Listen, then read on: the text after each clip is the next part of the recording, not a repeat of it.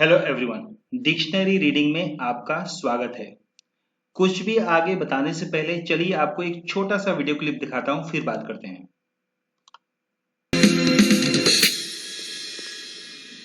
Prem, this time you've gone too far. बस यही है, this time you have gone too far. This time you have gone too far कहां से आ रहा है? तो देखिए यहाँ पे उसका मतलब दिया हुआ है, गो टू फार, बहुत दूर तक जाना, मतलब इस हद तक की, मतलब बहुत आगे निकल चुके हो, तुमने हद पार कर दी। उस सेंस में कहेंगे कि गो टू फार, बहुत दूर तक तुम चले गए, मतलब तुमने हद पार कर दी। गो दिस दैट फार, उसको भी वैसे ही उसी सेंस में कहेंगे। To behave in an extreme way that is not acceptable, मतलब आप ऐसे बिहेव करते हैं जो एक्सेप्टेबल नहीं है, जिसको कोई एक्सेप्ट, स्वीकार नहीं सकता। जैसे यहाँ पे सेंटेंस है कि he has always been quite crude, हमेशा से ही वो बहुत ही क्रूड रहा है, मतलब एकदम एक तरीके से बातचीत में, बिहेवियर में बहुत ही निष्ठुर, बहुत ही क्रूअल रहा है। लेकिन this time he has gone too far, लेकिन इस बार तो कुछ उसने ज्यादा ही कर दिया, मतलब हद उसने पार ही कर दी।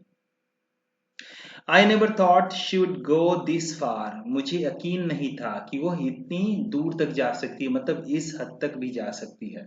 कितनी अच्छी सेंटेंस है, देखिए एडियम कितना अच्छा है कि go too far, कुछ बहुत हद तक आगे चले जाना।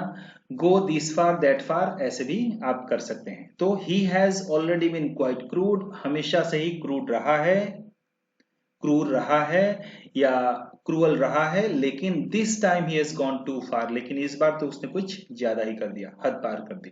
और जो वही जो मैंने आपको सीन दिखाया उसमें भी वही कहा जा रहा है कि this time you have gone too far, मतलब you kept on doing something which I kept on tolerating, but the thing is that this time you have exceeded the limit, you have gone beyond the limit।